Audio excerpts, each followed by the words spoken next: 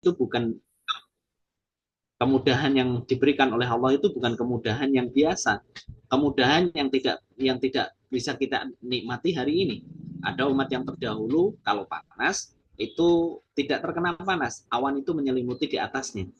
Ada yang diberikan makanan yang terbaik pada waktu itu, tetapi mereka justru mengingkari makanan yang terbaik, justru mereka meminta makanan-makanan yang dijual di pasar.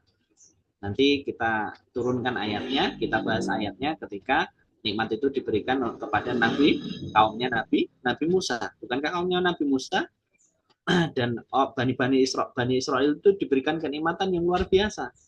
Tetapi nikmat yang justru tidak mendekatkan dan tidak diharapkan oleh Allah. Artinya nikmat yang tidak mengembalikan mereka lebih dekat kepada Allah, justru menjadikan mereka ingkar kepada Allah. Nah, yang kita minta nikmat di sini itu nikmat yang seperti apa? Yaitu nikmat atau jalan kemudahan yang menjadikan kita itu lebih dekat dengan Allah.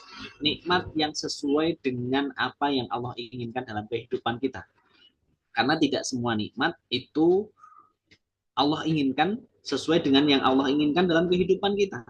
Berapa banyak hari ini orang yang diberikan nikmat, orang yang diberikan kemudahan oleh Allah, orang yang dilapangkan dunianya, tapi justru tidak sesuai dengan yang Allah inginkan.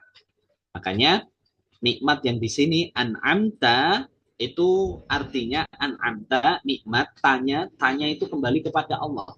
Artinya apa? Kembali kepada pemiliknya. Tanya itu kembali kepada pemiliknya. Nikmat yang bisa dikembalikan kepada pemiliknya. Artinya apa? Nikmat itu harus sesuai aturannya Allah dan nikmat itu harus mendekatkan kepada Allah. Itu nikmat yang kita minta. Karena ada orang-orang terdahulu yang diberikan nikmat dan nikmat itu mendekatkan mereka kepada Allah. Itulah yang nikmat itu yang kita minta. Makanya hari ini kita belajar yang pertama dari kisahnya Ibunda Maryam. Kita buka dan minta tolong dibacakan surat yang ketiga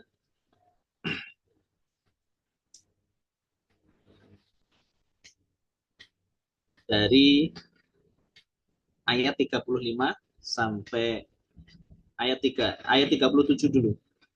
Surat ketiga, surat Al-Maidah ayat 37. Artinya. Ayat keempat, Al-Maidah.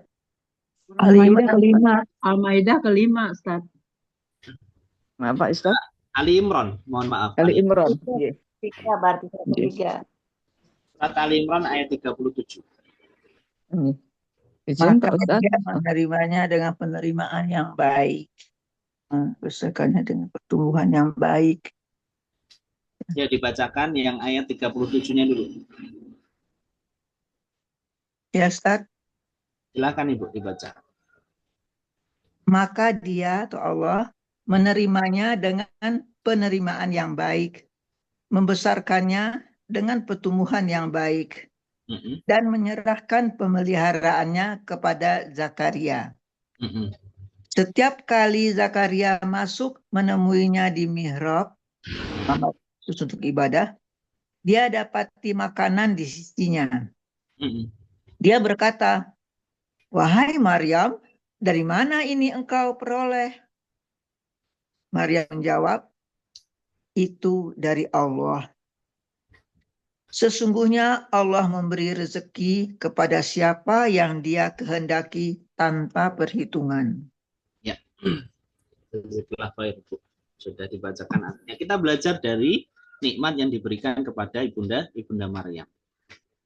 Nikmat yang diberikan kepada Ibunda Maryam itu nikmat yang sangat mudah Ibunda Maryam itu dapatkan. Sangat mudah Ibunda Maryam itu dapatkan. Jadi ketika Ibunda Maryam berada pada mihrabnya, maka kita paham betul kisahnya ini. Ketika Nabi Zakaria masuk ke dalam mihrabnya Ibunda Maryam, maka Ibunda Maryam itu sudah mendapati makanan, baju, dan semua kebutuhannya itu dicukupkan. Padahal mihrabnya Ibunda Maryam itu tidak ada yang bisa membuka atau tidak ada yang diperkenankan membuka. Mihrab itu artinya tempat ibadah khusus, Bapak Ibu. Tempat ibadah khusus. Dan tidak ada yang bisa membukanya dan tidak diperkenankan membukanya kecuali adalah Nabi Zakaria sebagai perawatnya. Tetapi ketika Nabi Zakaria pengen mengirimkan makanan, maka Nabi Zakaria itu sudah melihat makanan di dalam mihrabnya Ibunda Maryam. Yang unik Bapak Ibu, makanan yang diberikan oleh Allah di dalam kehidupan Ibunda Maryam adalah makanan yang tidak ada pada musimnya. Kalau diberikan anggur pada musim anggur itu sesuatu hal yang biasa. Tapi yang diberikan kepada Ibunda Maryam adalah makanan yang tidak ada pada musimnya.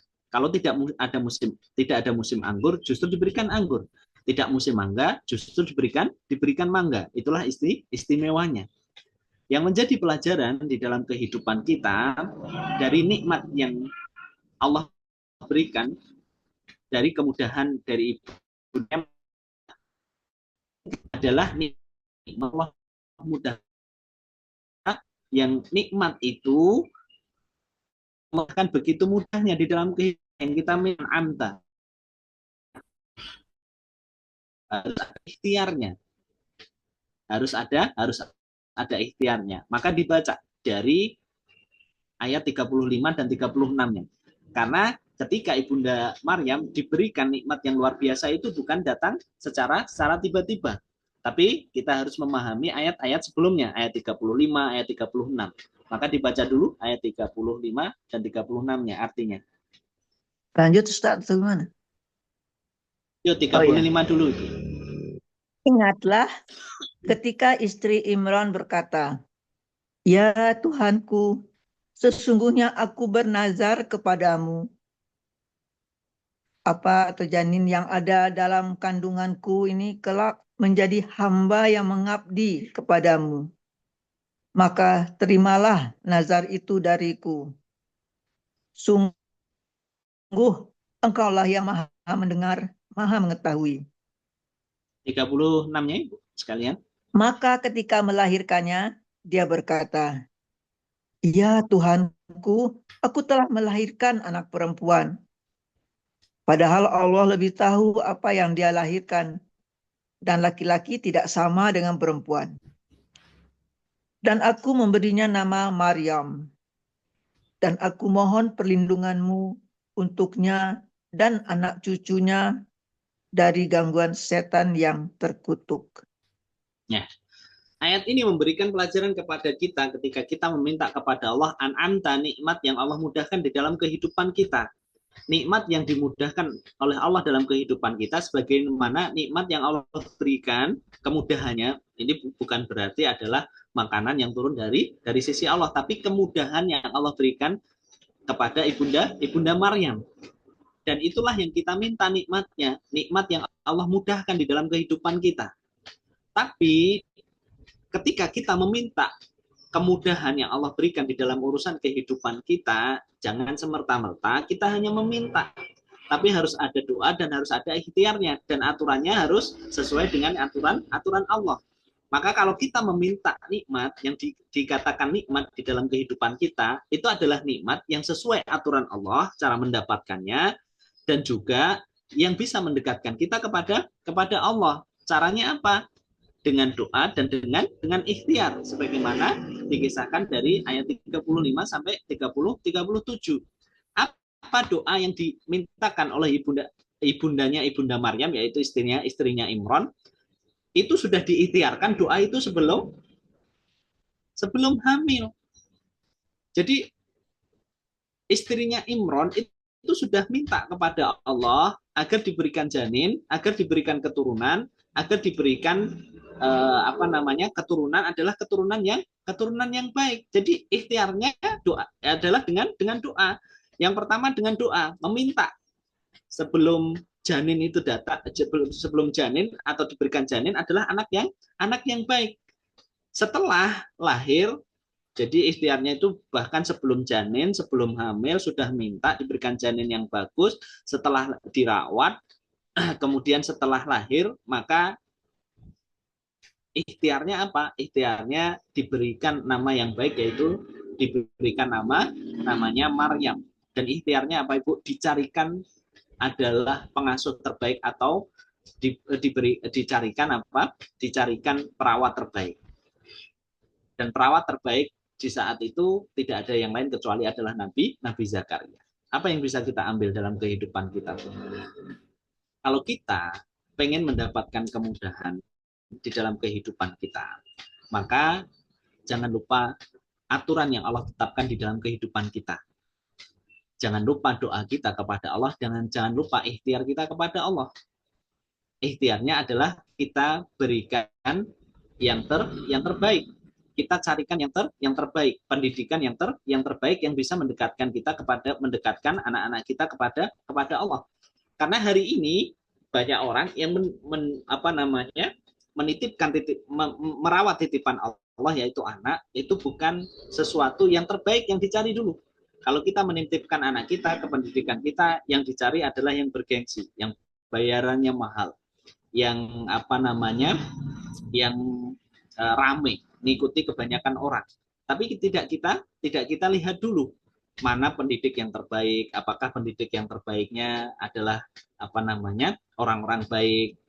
Hari ini banyak lembaga yang di dalamnya ada masjid, tapi pendidiknya nggak pernah pergi ke masjid.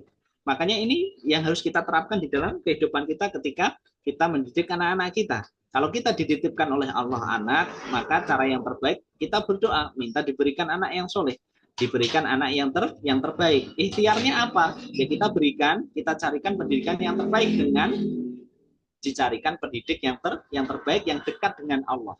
Itu yang kadang sering lupa di dalam kehidupan kita.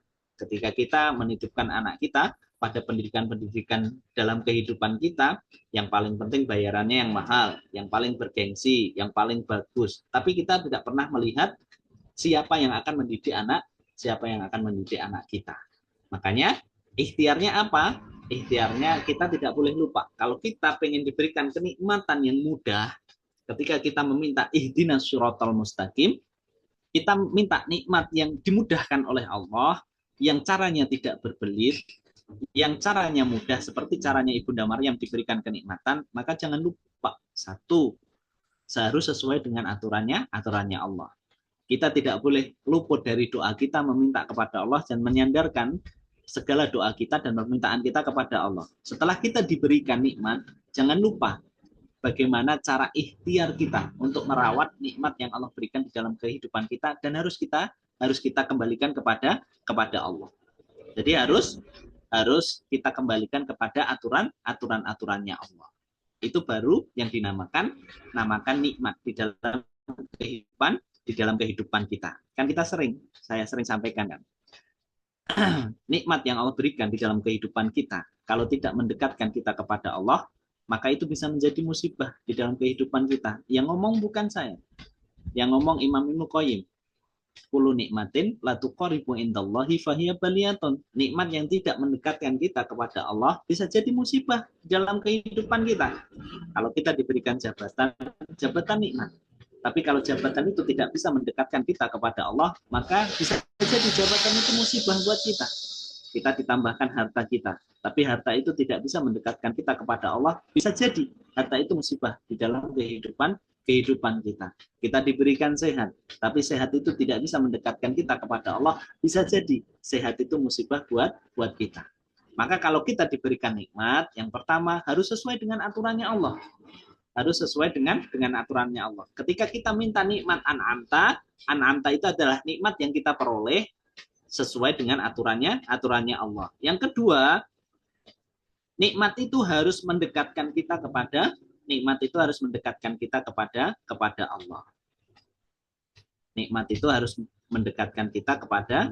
Allah.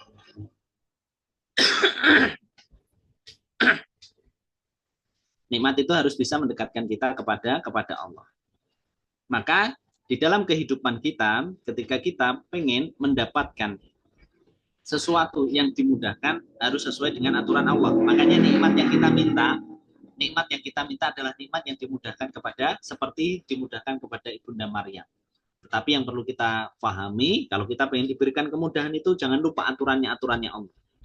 Karena hari ini banyak orang yang mendapatkan nikmat, mungkin mendapatkan harta, mendapatkan jabatan, mendapatkan yang lain, tidak sesuai dengan aturannya Allah.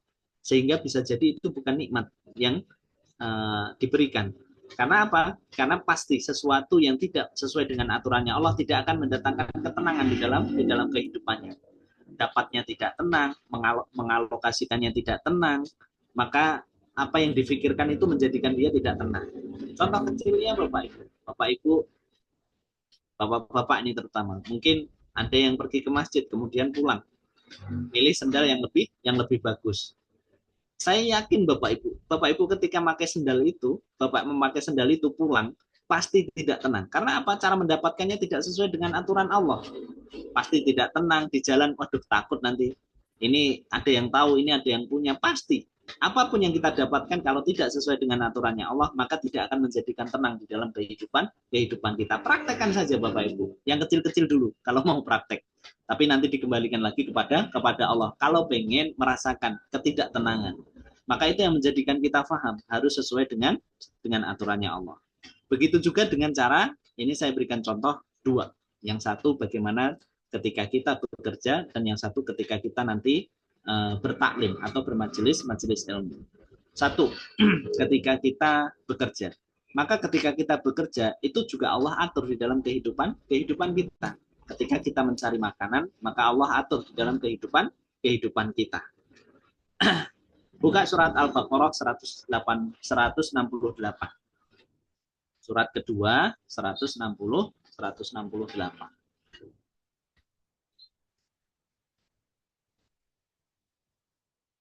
Tolong dibacakan artinya. Yang lain, Izin aja. yang lain. Izin Pak Ustadz. Izin Pak Silakan, Ustadz. Ibu. Nggih. Auzubillahiminasyaitonirrajim.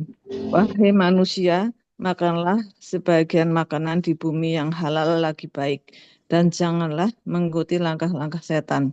Sesungguhnya ia bagimu merupakan musuh yang nyata. Sadaqallahul-adzim. Ketika Allah memerintahkan kita untuk mencari makanan kepada seluruh manusia, di sini menggunakan kata ya ayuhan nasu, yaitu kepada manusia. Manusia itu siapapun. Jadi bukan hanya orang yang beriman, tapi orang yang tidak beriman pun diperintahkan oleh Allah untuk mencari makanan itu dengan cara apa? Halalan thayyiban. Nah, itu aturan yang Allah tetapkan untuk mencari makanan dengan cara yang halal dan thayyib. Halal dan thayyib. Tapi uniknya Bapak Ibu, aturan yang ditetapkan Allah kepada manusia sama orang yang beriman itu beda. Kalau yang ditetapkan dalam orang yang beriman, maka Allah itu indah kataannya, bukan lagi menggunakan kata ya ayuhan nasu, tapi ya ayuhal mukmin. Maka dibuka surat Al-Baqarah 172-nya. Ini masih rentetan. Al-Baqarah Ustaz, lanjut nggih. 172 itu. Nggih. Auzubillahiminasyaitonirrajim. Wahai orang-orang yang beriman, makanlah apa-apa yang baik yang kami anugerahkan kepadamu, dan bersyukurlah kepada Allah jika kamu benar-benar hanya menyembah kepadanya. Nah, ketika Allah menyuruh kita, orang yang beriman, mencari rezeki, mencari makanan, di ayat ini, di surat Al-Baqarah 173, 172, Allah tidak lagi menggunakan kata ya ayuhan nas, tapi menggunakan kata ya ayyuhalladzina amanu. Yang unik dari perintahnya Allah itu apa, Bu? Kalau Allah menyuruh mencari makanan, mencari pekerjaan bagi seluruh manusia yang baik halalan thayyiban. Tapi kalau Allah menyuruh orang yang beriman sudah tidak menggunakan kata halalan thayyiban, tapi hanya thayyiban. Kenapa tidak menggunakan kata halalan? Karena Allah tahu orang beriman itu tidak mungkin cari yang tidak halal. Kenapa kalimatnya berbeda? Kalau menyuruh manusia halalan thayyiban, tapi kalau menyuruh orang beriman itu sudah menggunakan thayyiban saja. Ya ayyuhal mu'min, ya ayyuhalladzina amanu, maka carilah perkara yang baik, karena Allah itu pasti orang yang beriman, orang yang mukmin tidak akan pernah mencari makanan dan tidak pernah mencari pekerjaan itu yang tidak halal. Makanya Allah tidak menggunakan kata halalan lagi, halalan thayyiban, tapi hanya menggunakan kata thayyiban. Maka ini yang menjadikan kita paham. Kalau kita pengen diberikan kemudahan, yang diberikan diberikan kemudahan di dalam kehidupan kita, maka apa? Maka setelah doa, ikhtiar, maka apa? Kuncinya apa? Kuncinya kita harus beriman. Tingkatkan iman kita. Tingkatkan rasa yakin kita kepada Allah. Ketika kita sudah berikhtiar, kita sudah berdoa, tapi tidak beriman kepada Allah, maka Allah tidak akan berikan kemudahan itu. Allah tidak akan berikan kemudahan seperti yang diberikan kepada Ibunda Maryam. Makanya salah satu yang menjadi kunci adalah bagaimana keimanan kita. Bagaimana keimanan kita. Kalau kita pengen diberikan lagi berkah yang turun dari langit, dan dibukakan pintu-pintu langit, maka bukan hanya iman saja. Maka Allah memberikan aturan di dalam kehidupan kita ketika mencari rezeki. Maka apa yang harus kita tingkatkan? Yang kita tingkatkan adalah takwa kita. Maka baca surat ke-7 ayat 96. Surat ke-7 ayat 96. Yaitu surat Al-A'raf. Surat Al-A'raf ayat 96.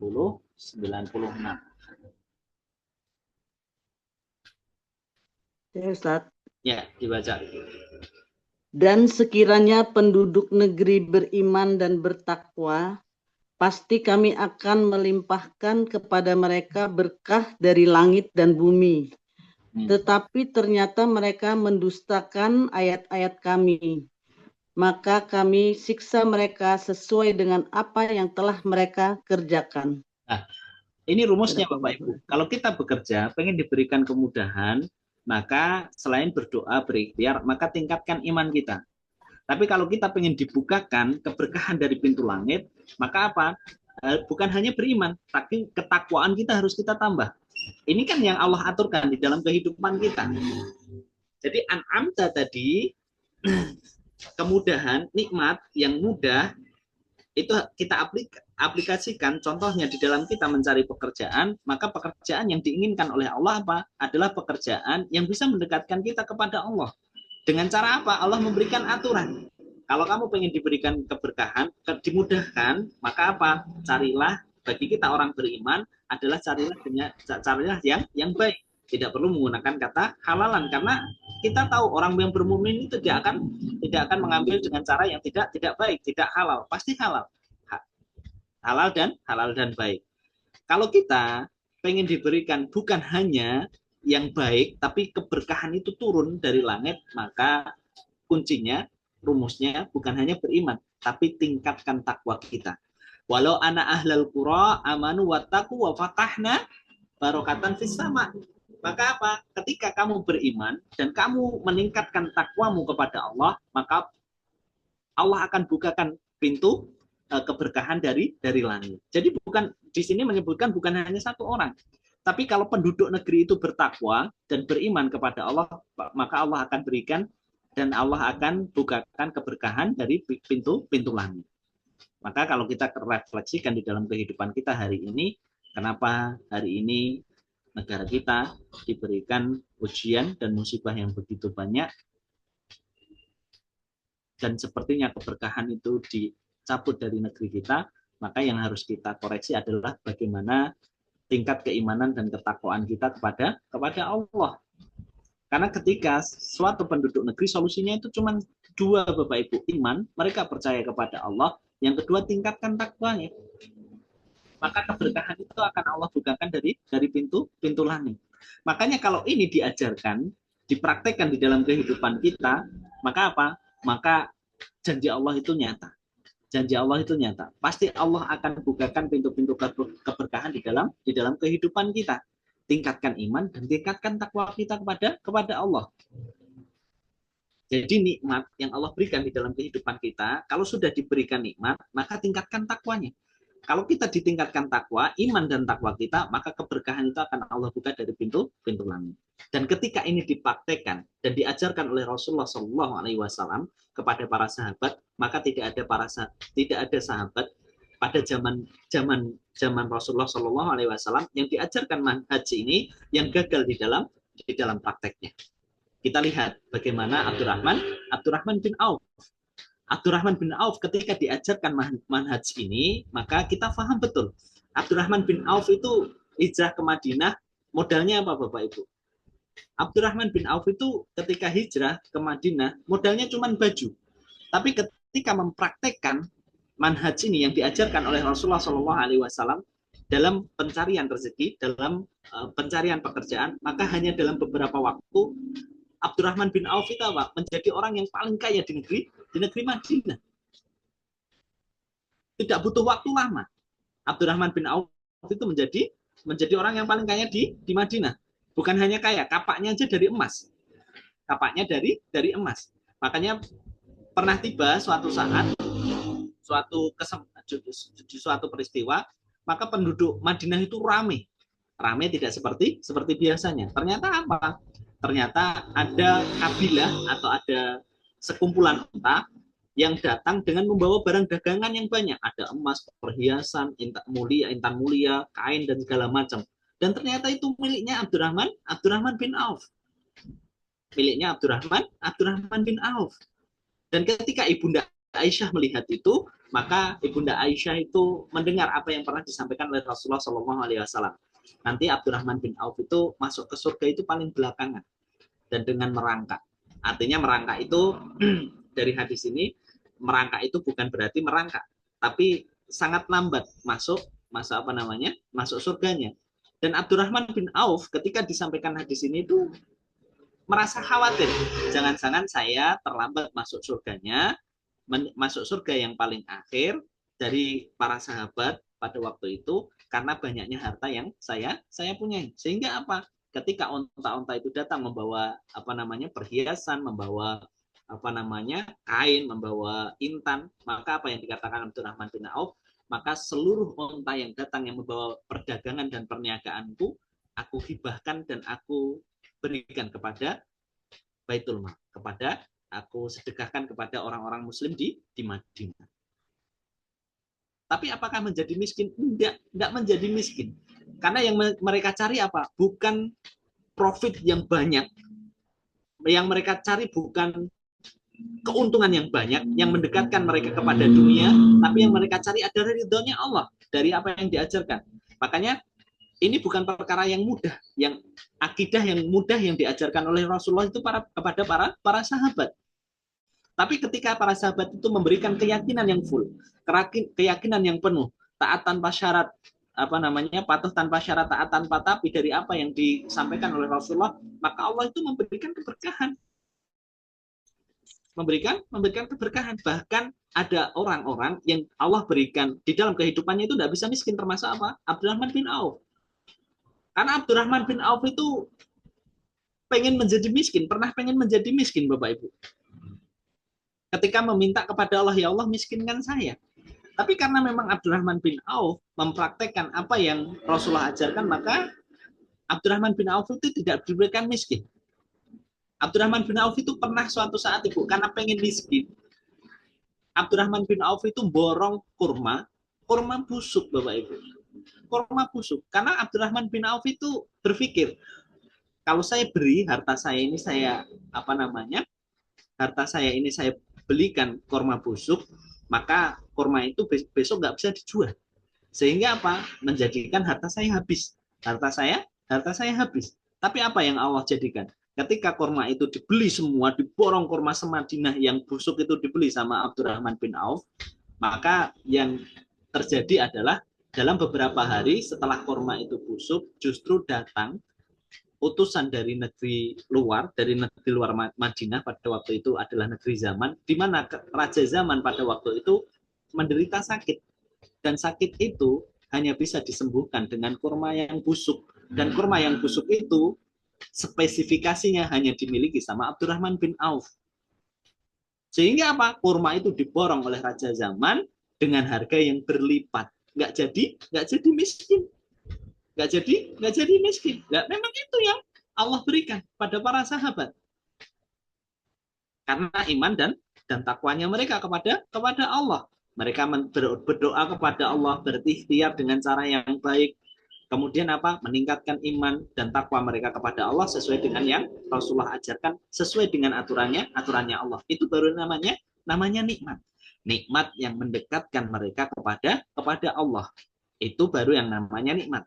Karena nikmat yang justru menjauhkan dia kepada Allah, menjauhkan kita kepada Allah, itu bukan nikmat. Maka yang nikmat yang kita minta di dalam an'amta alaihim adalah nikmat yang mudah, Allah mudahkan dalam kehidupan kita, yang nikmat itu sesuai dengan aturannya Allah, dan nikmat itu bisa mendekatkan kita kepada Allah. Kita belajar dari Utsman bin Affan, orang yang sangat mulia, yang menikahi putrinya, dua putrinya Nabi, orang yang dalam sholat sunnahnya menghatamkan Al-Quran, orang yang sangat pemalu, saking pemalunya maka malaikat pun malu kepada Utsman bin Affan. Tapi apa yang dilakukan Utsman bin Affan? Utsman bin Affan ketika pada waktu itu ada sumur yang dikuasai orang Yahudi, maka dibeli sumur itu oleh Utsman bin Affan. Yang dulu orang-orang Muslim mengambil air dari sumur itu bayar, maka ketika dibeli sama Utsman bin Affan, maka apa? Air itu ambil bagi kaum muslimin, tidak perlu bayar. Bukan hanya sumurnya, tapi kebun kurma yang ada di sekitarnya dibeli sama Utsman bin Affan. 10 hektar dibeli sama Utsman bin Affan. Apa yang Allah berikan? Keberkahan. Hari ini asetnya pun masih mengalir dalam kehidupan kita. Asetnya itu masih mengalir sampai hari ini. Dan keberkahan yang Allah berikan itu masih mengalir sampai hari ini. Makanya hari ini kalau kalau ke Madinah, maka ada beberapa asetnya Utsman bin Affan itu yang masih berdiri sampai hari ini, hotel-hotel yang dananya itu dikelola dan itu dikembalikan kepada umat. Itu keberkahan yang Allah berikan. Tamim Ad-Dari itu salah satu sahabat Rasulullah Shallallahu Alaihi Wasallam. Ketika diberikan perniagaan, ketika diberikan toko oleh Allah, maka tokonya agak jauh dari Masjid Nabawi. Maka Tamim Ad-Dari itu tidak mau ketinggalan sholat di Masjid Nabawi. Maka dia bermohon kepada Allah, berdoa kepada Allah, kemudian berikhtiar dengan cara yang baik, meningkatkan iman dan takwa, dan diniatkan semuanya untuk mencari ridhonya Allah dari perniagaannya. Waktunya sholat, tinggal tutup tokonya, kemudian sholat. Balik lagi ke tokonya untuk berjualan. Yang diminta apa? Yang diminta, ya Allah, saya tidak mau ketinggalan sholat saya. Saya nggak mau ketinggalan sholat saya di Masjid Nabawi. Maka apa? Saya minta agar saya diberikan toko yang dekat dengan Masjid Nabawi. Maka Tamim Ad-Dari ini diberikan oleh Allah toko di depan Masjid Nabawi. Makanya kalau sekarang Bapak Ibu ke Madinah, di pelataran Masjid Nabawi depannya kan semuanya toko. Ya kan? Orang-orang jualan di masjidnya, di sekitaran Masjid Nabawi. Nah, itu terinspirasi dari Tamim Ad-Dari. Semuanya kalau dipraktekkan sesuai dengan aturannya Allah, kemudian mendekatkan kepada Allah, ditingkatkan iman dan takwanya, maka apa? Itulah yang dikatakan nikmat yang kita minta. Karena tidak semua nikmat itu sesuai dengan yang Allah inginkan. Kalau kita pengen dapat an'amta tadi, nikmat adalah nikmat yang sesuai dengan aturannya Allah, nikmat yang mendekatkan kita kepada Allah, yang bisa meningkatkan iman dan takwa kita kepada Allah. Itulah yang kita minta dari an'amta. An'amta. Begitu juga dengan majelis kita. Begitu juga dengan majelis kita. Kalau ada orang yang datang ke majelis, makanya harus sesuai dengan aturannya Allah. Harus sesuai dengan aturannya Allah. Maka majelis atau taklim itu diatur oleh Allah agar bisa menjadi nikmat dalam kehidupan kita. Karena hari ini tidak semua majelis itu memberikan nikmat di dalam kehidupan kita. Berapa banyak orang yang duduk di majelis tapi tidak memberikan nikmat bagi orang yang duduk di majelis ilmu. Makanya Allah atur. Makanya buka surat ke-9 ayat 122. Bagaimana Allah mengatur bagaimana kehidupan majelis kita. Ini contoh. Sebelum kita membahas lebih lanjut sebagai pengantar. Surat atau bas 122 ya Ustadz? Boleh ya? Boleh Ustadz? Bukan, surat Al-A'raf Bapak Ibu. Oh, Al-A'raf. Al-A'raf 122.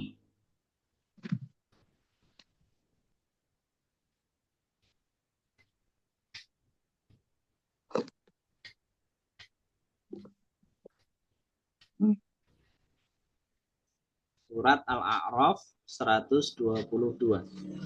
Wa ma kana, dimulai dari wa ma kana. Wa ma kana al-mu'minuna liyunfiru kaffah. Falaula nafara min kulli fariqatin minhum. 126 ya, Ustaz. 122. 122 ya. Nah. Enggak ada 122 itu, Ustaz. 122 yaitu Tuhannya Musa dan Harun. Surat Al-A'raf Ibu. Surat Al-A'raf. Iya. Ayat 122. Iya. Ya Tuhan Musa, Ustaz. Robi Musa wa Harun. Bukan Al-A'raf, barangkali bukan Al-A'raf. Iya, artinya pendek Ustaz di situ. Surat Yaitu Tuhannya surat Musa dan 9 Ibu. Harun. Al-A'raf 122, Robi Musa wa Harun. Iya. Surat Al-A'raf 122 Ibu. Ya, hanya satu kata, Robi Musa wa Harun, Ustaz. Robi Musa wa Harun. Yaitu Tuhannya Musa dan Harun. Wa ma kana lil mu'minina liyunfiru kaffah walau nafara min kulli Oh, fariqatin. bukan itu berarti. Surat Al-Taubah atau Bah. Izin Ustaz, suratnya mungkin bukan itu ya surat. Surat Kalau 9 yang surat apa? At-Taubah ya? At-Taubah Eh, 122. Taubah. Oh ya, At-Taubah Ibu. At-Taubah 122. Iya. Yang wa makanal mu'minuna Ya, ya. betul. Wa ma kana lil mu'minina yanfiru kaffah falaula nafara min kulli fariqatin iya. ta'ifatun Ya, liyat itu betul, Pak Ustaz. liyatafaqahuna fid-din. Itu betul. At-Taubah, Ya. Ustaz. Ya, Taubah ya, mohon maaf. Ya. Ya, dibaca. Boleh Ibu. Ustaz. Silakan. Bismillahirrahmanirrahim. Dan tidak sepatutnya orang-orang mukmin itu semuanya pergi ke medan perang. Mengapa sebagian dari setiap golongan di antara mereka tidak pergi untuk memperdalam pengetahuan agama mereka dan untuk memberi peringatan kepada kaumnya apabila mereka telah kembali agar mereka dapat menjaga dirinya. Shadaqallahul azim. Alhamdulillah, barakallahu fikum. Jazakallahu khair Ibu, sudah dibacakan. Mohon maaf ya, surat At-Taubah 122. Wa ma kana lil mu'minina liyunfiru kaffah falaula nafara min kulli fariqatin minhu ta'ifatan liyatafaqahu fiddin. Jadi tidak sepatutnya orang-orang mukmin itu perintahnya bagi orang-orang yang beriman semuanya pergi ke medan perang. Mengapa sebagian dari setiap golongan di antara mereka tidak pergi untuk mendalam pengetahuan agama? Allah menggunakan kata liyatafaqahu fiddin. Liyatafaqahu fiddin. Artinya apa? Artinya memperdalam, belajar, duduk di majelis. Kenapa Allah menggunakan kata tafaqahu fiddin, faham tentang urusan agama? Fiddin di sini artinya apa Bapak Ibu? agama. Tidak ada kata yang lain terjemahan fiddin itu kecuali adalah Islam. Adalah Islam. Inna dina indallahil Islam. Sesungguhnya agama yang aku ridhoi adalah Islam. Inna dina, kata din di sini artinya Islam. Artinya apa? Liyutafaqahu fiddin, artinya apa? Pemahaman. Menggunakan kata faqih, menggunakan kata faqih itu artinya faham. Jadi aturan ketika kita duduk di majelis itu diatur oleh Allah di dalam surat At-Taubah 122. Tidak semuanya itu harus pergi ke medan perang. Ada beberapa orang mukmin yang memang diperintahkan oleh Allah untuk duduk memperdalam pemahaman agamanya. Dan ini diatur bagaimana kehidupan majelis. Maka siapapun yang benar di dalam kehidupan majelisnya, maka yang Allah berikan itu bukan yang lain kecuali adalah kata faqih. Faqih itu artinya faham.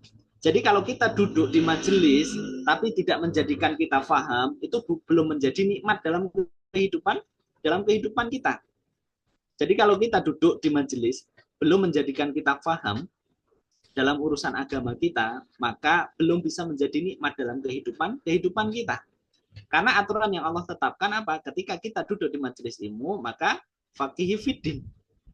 Artinya apa? Artinya faham.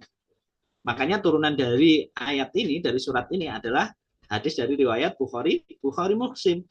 Siapa orang yang diberikan kebaikan di dalam kehidupan mereka, man yuridillahu khairan yufaqihi fiddin, adalah yang paham dalam urusan agamanya.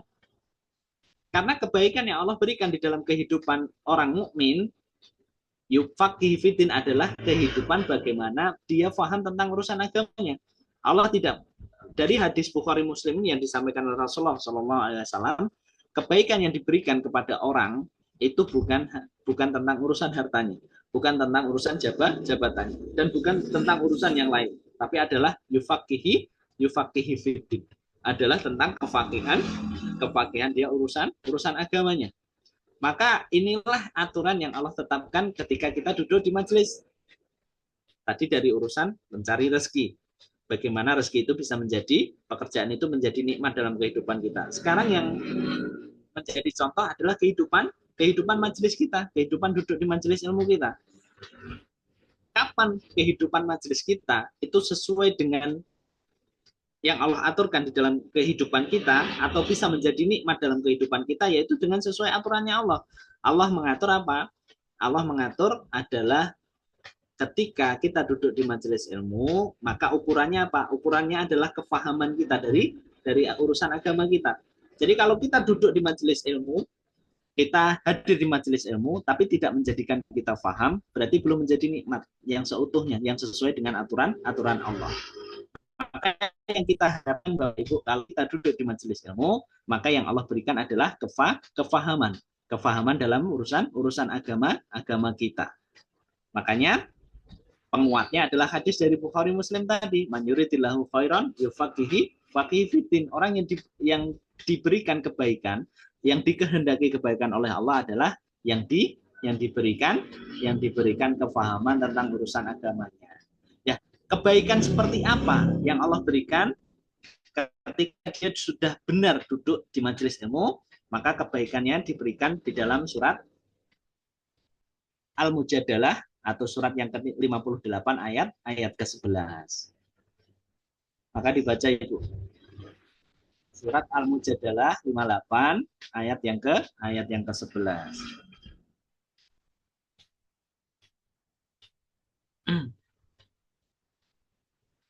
Izin Pak Ustadz membaca. Monggo silakan Ibu. Wahai orang-orang yang beriman, apabila dikatakan kepadamu, berilah kelapangan di dalam majelis-majelis, maka lapangkanlah. Niscaya Allah akan memberi kelapangan untukmu. Dan apabila dikatakan, berdirilah kamu, maka berdirilah. Niscaya Allah akan mengangkat derajat orang-orang yang beriman di antaramu dan orang-orang yang diberi ilmu beberapa derajat. Dan Allah Maha mengetahui terhadap apa yang kamu kerjakan. Shadaqallahul Azim. Alhamdulillah, jazakallahu khairan. Jadi kalau Allah itu menghendaki kebaikan, maka difahamkan tentang urusan agama. Lah kebaikan apa? Kalau kita sudah duduk di majelis ilmu benar, maka kalau kita sudah benar, niatnya benar, kemudian itu yang dikehendaki sesuai dengan aturan Allah, maka Allah berikan kebaikan. Dan kebaikan yang Allah berikan itu apa? Allah angkat derajat orang-orang yang duduk di majelis ilmu. Makanya Allah menyampaikan, kalau datang di antara kalian orang-orang yang beriman kepada orang yang beriman, apabila dikatakan kepadamu, berilah kelapangan. Berilah kelapangan. Artinya apa kalau berilah kelapangan di dalam majelis-majelis kalian? Artinya ketika kita hadir di majelis ilmu, maka lapangkan waktu kita terbaik, hadir dengan sepenuh hati, lapangkan hati kita, kosongkan hati kita, jangan merasa lebih benar daripada yang lain. Sebagaimana saya sudah sampaikan kan, kalau kita duduk di majelis ilmu, maka ibaratkan gelas kita adalah gelas yang kosong. Kalau gelas yang kosong, maka akan mudah terisi. Jangan sampai ketika kita datang ke majelis, itu sudah membawa gelas yang penuh. Maka kalau gelas yang penuh ditambahkan dengan ilmu, maka akan mudah tumpah. Artinya apa? Tidak memberikan keberkahan. Maka lapangkan majelis-majelis itu. Maka apa? Apa yang Allah janjikan? Maka Allah menjanjikan apa? Apa yang Allah sampaikan? Allah akan berikan derajat yarfa'illahu alladhina amanu minkum walladzina utul ilma darajah. Kalau sudah Allah berikan kebaikan, kebaikan yang Allah berikan adalah apa? Allah tinggikan derajat orang-orang yang berilmu. Ini baru yang menjadikan nikmat dalam kehidupan kita. Karena banyak di antara kita yang duduk di majelis ilmu tapi tidak menjadikan kita paham, dan justru parahnya Allah tidak meninggikan derajat kita. Yang kita takutkan ketika kita duduk di majelis ilmu, Allah tidak mengangkat derajat kita. Karena apa? Karena kita ketika datang di majelis ilmu salah niatnya. Ketika datang di majelis ilmu, maka tidak memberikan sepenuhnya di dalam kehidupan kita. Takzim kita kepada ilmu, takzim kita kepada kepada ilmunya. Hati kita datang separuh, tidak istidhorul qalbi, tidak dihadirkan hati, niatnya bukan untuk faham, tapi niatnya untuk yang lain. Maka apa? Maka yang kita khawatirkan dari majelis kita ketika kita datang, kita tidak ditinggikan derajat kita, walaupun kita sudah datang. Maka kalau kita, majelis kita pengen menjadikan kita nikmat di dalam kehidupan kita, harus sesuai dengan aturan Allah. Aturannya Allah apa tadi? Aturannya Allah adalah ketika kita datang di majelis, maka aturan yang ditetapkan sebagai nikmat dalam kehidupan kita ketika kita ditambahkan kebaikan dengan difahamkan kita tentang urusan agama kita. Makanya tidak ada yang lebih membahagiakan bagi seorang penyampai ilmu apa? Ketika apa yang disampaikan itu bisa difahami. Kan percuma menyampaikan tapi tidak difahami. Artinya apa? Artinya jauh dari keberkahan. Jadi yang diharapkan dari saya dan asatidz yang lain itu bukan hanya sekedar menyampaikan, tapi apa yang kita sampaikan itu menjadi Bapak Ibu itu paham. Sehingga apa? Sehingga kebaikan, derajat yang Allah derajat yang Allah janjikan untuk dinaikkan dari Bapak Ibu ketika duduk di majelis itu bisa Bapak Ibu dapatkan. Maka itu baru menjadi nikmat. Menjadi nikmat.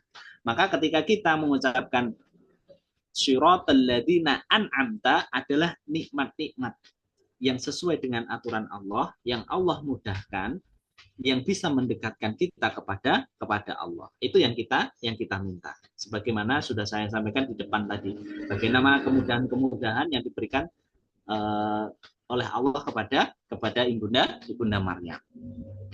Harus sesuai aturannya, itu doa, ikhtiar, ditingkatkan iman dan takwa kita, maka Allah akan berikan kebaikan dan nikmat yang kita harapkan. Sekarang alaihim adalah sebagaimana yang kau berikan kepada orang-orang sebelum kalian. Jadi nikmat yang kita harapkan yang tadi adalah seperti mana nikmat sebagaimana orang-orang yang telah engkau berikan nikmat alaihim. Nah, alaihimnya itu siapa? Alaihimnya itu siapa? Maka akan saya buka dengan asbabun nuzulnya atau kisah dulu untuk mengantarkan alaihimnya. Bapak Ibu pasti tahu dan pasti pernah mendengar yang namanya Sauban, sahabat Rasulullah Shallallahu Alaihi Wasallam. Ada yang kenal dengan Sauban?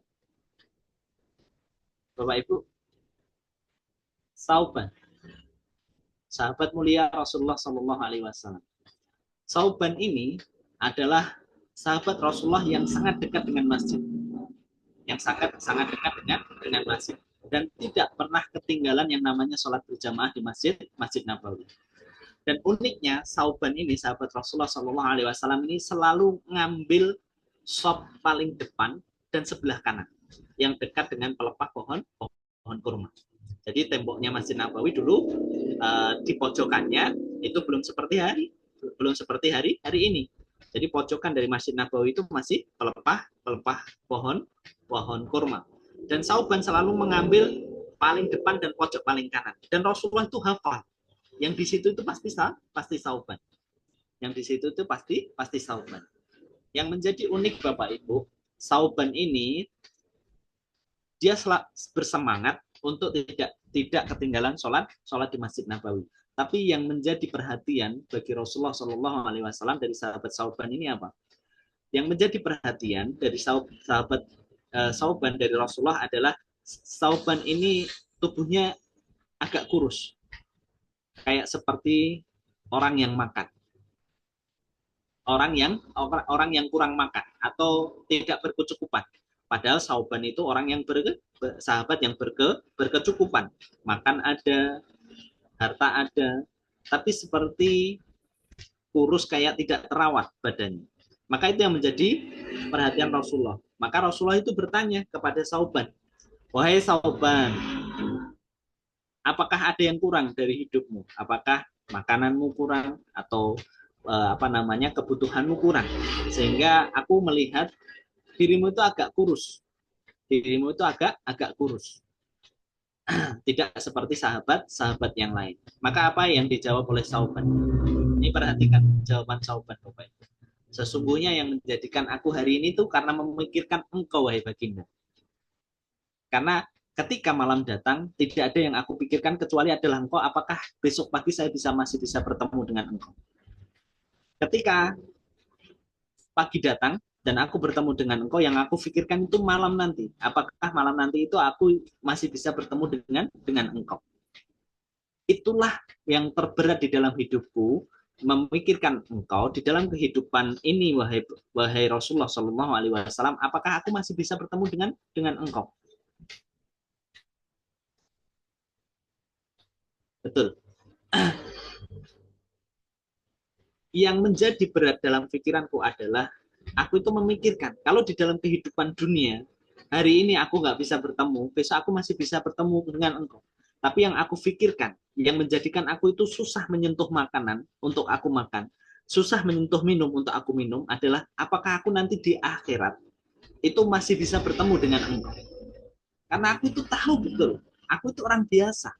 Aku itu orang biasa ya Rasulullah. Engkau itu Rasul, engkau Nabi. Pasti mendapatkan derajat yang paling tinggi dari surga. Sedangkan aku adalah orang biasa. Apakah aku nanti bisa bertemu, masih bisa bertemu dengan engkau? Karena apa? Kalau dalam kehidupan akhirat, kalau nanti bertemu, pasti akan bertemu selamanya. Kalau tidak bertemu, tidak akan bertemu selamanya. Kalau dalam kehidupan dunia, hari ini nggak bertemu, besok mungkin masih bisa bertemu. Tapi kalau dalam kehidupan akhirat, kalau bertemu selamanya. Kalau tidak bertemu selamanya. Itu yang menjadikan saya itu berat untuk menyentuh makanan. Untuk menyentuh makanan. Maka dari yang disampaikan oleh Sauban tadi, maka apa? Maka turunlah ayat dari surat An-Nisa ayat 60-69.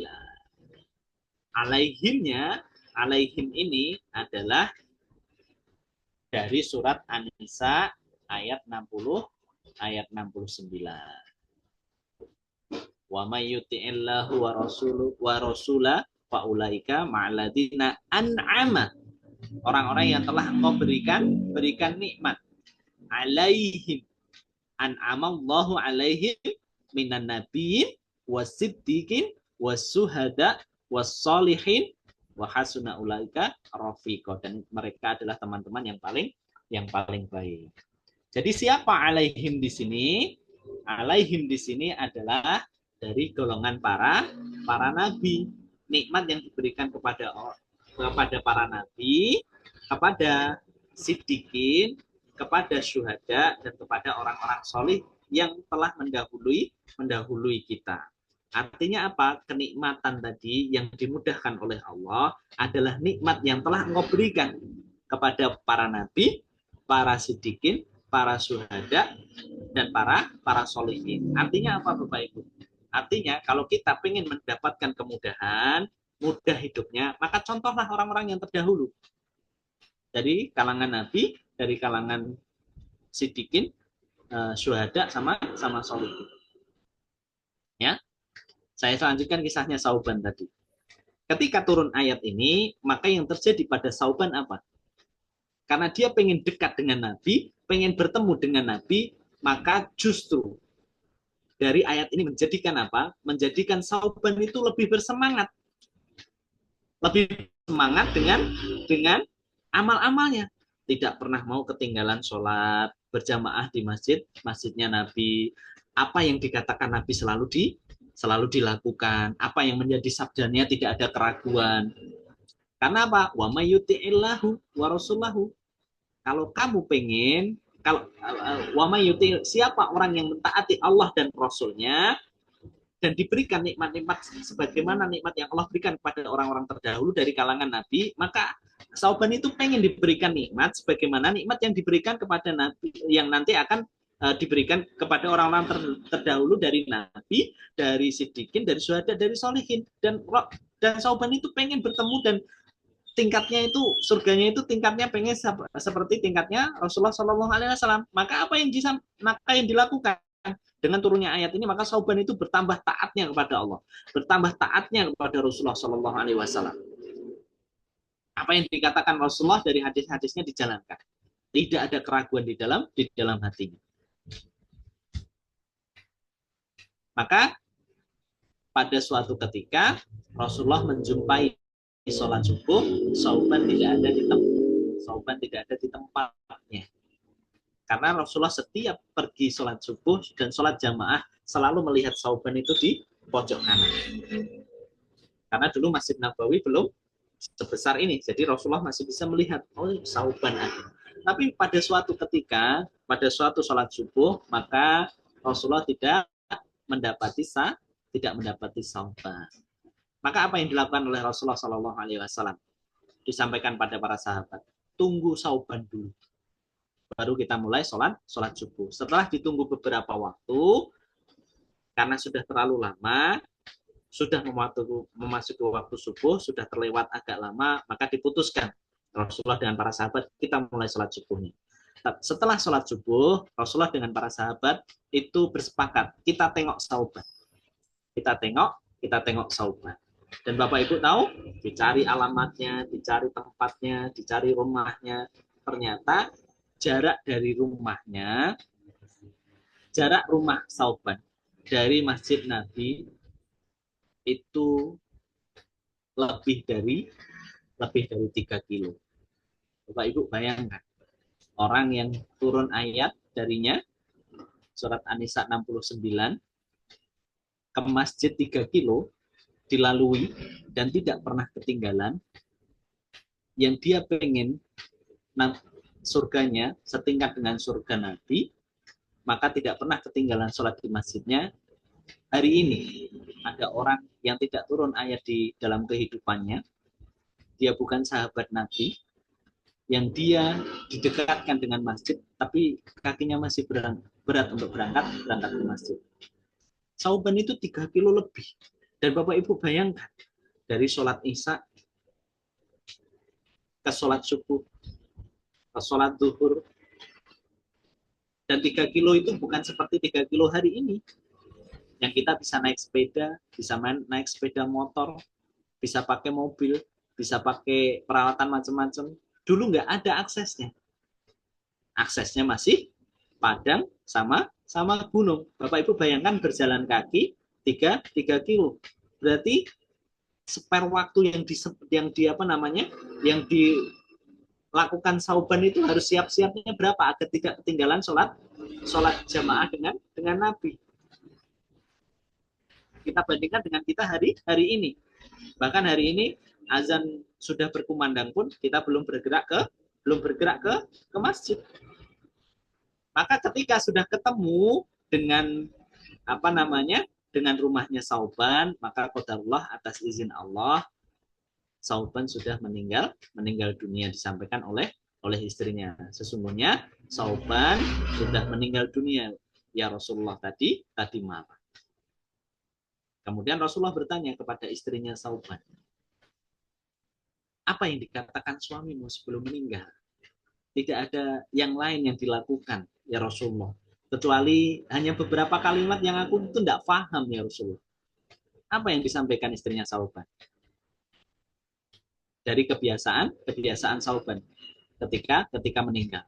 Karena kita itu akan dimatikan dengan kebiasaan kita. Dan kita ketika meninggal itu akan sekilas ditampakkan amal-amal kita.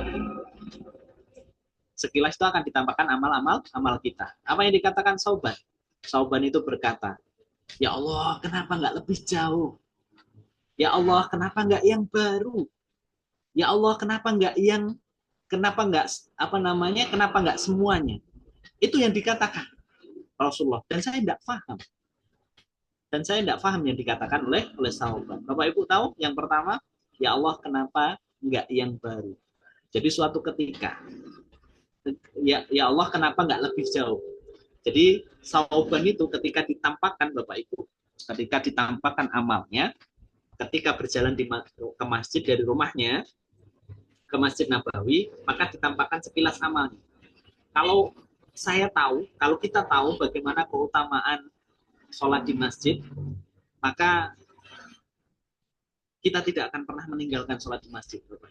Bapak Ibu tahu, terutama yang bapak-bapak ini, keutamaan sholat di masjid berapa derajat? 27 derajat, Ustaz. Berapa? 20? 27. 27 itu kalau sholat berjamaah itu. Jadi berjamaah itu kan belum tentu di masjid. Kalau hari ini orang kerja di kantor, orang yang jauh dari masjid, kemudian pengen berjamaah, maka kan bisa. 2 orang, 3 orang bisa berjamaah. Dan itu derajatnya 27 yang disampaikan di hadis. Artinya apa? Orang yang berjamaah itu 27 derajat pahalanya berjamaah. Jadi tidak harus ke masjid. Jadi kalau ibu-ibu sholat daripada sholat sendirian di rumah, ada putrinya, ada cucunya, diajak berjamaah. Daripada dapatnya pahalanya 1, maka ketika berjamaah dengan putrinya, berjamaah dengan menantunya, berjamaah dengan cucunya, maka dapatnya 27. Tapi beda yang dijanjikan oleh Allah dan Rasulnya. Pahala orang yang pergi ke masjid. Ini hadisnya panjang, saya sampaikan orang yang pergi ke masjid. Orang yang berniat pergi ke masjid, ini baru berniat Bapak Ibu. Orang yang baru berniat pergi ke masjid, kemudian baru berniat saja, itu pahalanya sudah 23 derajat. Sudah lebih baik daripada orang yang selesai menunaikan sholat jamaah yang tidak di masjid. Orang yang sholat jamaah tidak di masjid 27 derajat. Tapi yang baru berniat saja, belum berangkat, baru berniat. Niat pengen pergi ke masjid, itu pahalanya sudah 23 dan lebih baik daripada yang sholat berjamaah tidak di masjid. Tidak di masjid. Tidak berhenti sampai di situ Bapak Ibu. Yang ketika dia sudah berniat, kemudian yang dia menjalankan dan menyempurnakan wudhunya dari rumah, kemudian dia berjalan ke masjid, langkah yang pertama, Allah tinggikan derajatnya dan Allah tambahkan pahalanya. Dan langkah yang kedua, Allah gugurkan dari dosa-dosa kecilnya. Jadi, kalau kata Rasulullah, kalau menyempurnakan wudhunya di rumah dengan wudhu yang sebaik-baiknya, maka ketika dia melangkahkan ke masjid, langkah yang pertama meninggikan derajatnya dia dengan pahala, kemudian langkah yang kedua menggugurkan dosa-dosa kecilnya. Sampai di situ Bapak Ibu? Tidak sampai di situ. Kemudian ketika dia sudah sampai masjid, belum sholat, membuka pintu masjid, kemudian dia berdoa, Allahumma fahtahli wa rahmati, ya Allah bukakan pintu rahmatmu, maka apa? Maka yang diberikan adalah seluruh malaikat yang ada di langit memintakan rahmat dan ampunan bagi orang itu. Belum sholat Bapak Ibu. Belum sholat. Baru buka pintu masjid. Kemudian berdoa dengan doa masuk masjid. Seluruh malaikat yang ada di langit mendoakan agar diberikan rahmat dan diampunkan dosanya sampai dia meninggalkan masjid. Jadi sampai masuk, kemudian sholat tahiyatul masjid, kemudian sholat fardunya, zikirnya, sampai pulang. Malaikat tidak berhenti untuk mendoakan mendapatkan rahmat dan mengampuni dosanya. Saking besarnya pahala ini, maka Sauban itu berkata, ketika ditampakkan amalnya, maka apa? Sauban berkata, ya Allah kenapa nggak lebih jauh? Artinya apa? 3 kilo itu masih kurang jauh buat Sauban. Kalau Sauban itu tahu betapa besarnya pahala yang Allah berikan ketika dia berjalan ke masjid, maka Sauban berkata ketika ditampakkan amalnya, ya Allah kenapa nggak lebih jauh? Itu yang difahami oleh istrinya. Kalau tahu pahalanya begitu gede, maka apa? Aku itu pengen lebih jauh lagi rumahku dari masjid, agar pahala yang ditambahkan juga lebih banyak. Kemudian yang kedua, Sauban itu berkata, kenapa enggak yang baru ya Allah? Karena pada suatu ketika di Madinah datang musim dingin, maka Sauban ketika berangkat ke masjid itu mendobel pakaiannya. Yang dalam pakaian yang baru, yang di luar pakaian yang lama. Kemudian ketika di jalan, maka apa? Ketemu dengan orang tua yang dia berangkat ke masjid kedinginan. Berangkat ke masjidnya kedinginan. Kemudian saking kedinginannya, maka dilepaslah baju Sauban yang luar, yang baju lama, yang lama, kemudian dipakaikan kepada orang tua yang kedinginan tadi. Makanya Sauban itu mengatakan, ya Allah, ditampakkan pahala dari diberikan baju yang lama tadi. Kalau pahalanya sebesar ini ya Allah, maka apa? Kenapa enggak yang baru yang dulu saya kasihkan? Kenapa enggak baju yang baru yang dulu saya kasihkan? Dan yang ketiga, kenapa enggak semuanya ya Allah? Karena suatu saat Sauban ketika ada pengemis datang, Sauban itu punya susu sama roti, tapi yang diberikan hanya separuhnya. Hanya separuhnya dari yang dia makan. Kalau dia melihat ketika ditampakkan amalnya, dia melihat bagaimana Allah memberikan pahala dari keikhlasannya, memberikan separuh roti dan separuh susunya, maka Sauban berkata, kenapa dulu nggak saya kasihkan semuanya aja, kalau pahalanya itu sebesar ini. Maka itu yang menjadikan kita paham dari kisahnya Sauban dan turunnya ayat An-Nisa 60-69. Kalau kamu pengen diberikan nikmat, siratal ladzina an'amta, nikmat yang mudah dicapainya, tidak berbelit, harus sesuai dengan aturannya Allah. Harus ada doa, harus ada ikhtiar, harus kamu tingkatkan iman dan takwamu kepada Allah. Dan nikmat itu adalah nikmat seperti orang-orang yang telah memberikan nikmat dari nikmat orang yang dahulu. Siapa orang-orang yang sebelum kita? Yaitu para nabi, para siddiqin, para syuhada, dan para solihin. Siddiqin itu siapa? Siddiqin itu orang-orang yang jujur, yang mengikuti Rasulullah SAW dengan kejujuran hatinya. Kejujuran hatinya. Kalau kita pengen sama Nabi, kalau kita pengen kayak Nabi, sudah tidak mungkin, sudah tertutup. Karena sudah selesai urusan kenabian. Tapi kalau siddiqin, kita masih punya kesempatan, walaupun kecil. Kita dengan jujur mengikuti ajaran Nabi. Syuhada masih buka kesempatan buat kita kalau kita pengen mendapatkan nikmat tadi. Karena syuhada itu syuhada mati syahid. Kalau zaman dulu, zaman Rasulullah masih berperang di jalan Allah, masih turun di medan perang. Tapi hari ini syahidnya kita itu berbeda. Kita bekerja kalau lillahi ta'ala untuk mencukupi kebutuhan keluarga kita. Ketika kita mati di jalan, kita bisa syahid. Orang syahid itu sekarang banyak. Orang yang kena sakit perut, orang yang tenggelam, itu bisa dikategorikan syahid. Maka masih terbuka lebar. Kemudian syuhada wasolihin. Nah, ini kesempatannya banyak banget kalau kita pengen termasuk golongan-golongan orang yang diberikan nikmat yang mudah. Para nabi, para siddiqin, para syuhada, para solihin. Maka apa? Tidak ada ruginya kalau kita mengejar kedudukan orang-orang solih. Artinya orang solih itu orang yang selalu memperbaiki diri. Artinya apa? Amalan kebaikannya lebih banyak daripada amalan keburukannya. Itu yang dimaksud siratal ladzina an'amta alaihim. Paham ya? Di sini satu penggalan sesi yang pertama. Sudah hampir jam 7. Kita lanjutkan apa disambung pekan depan, Ibu, Bapak Ibu? Masih? Lanjut dulu. Lanjut.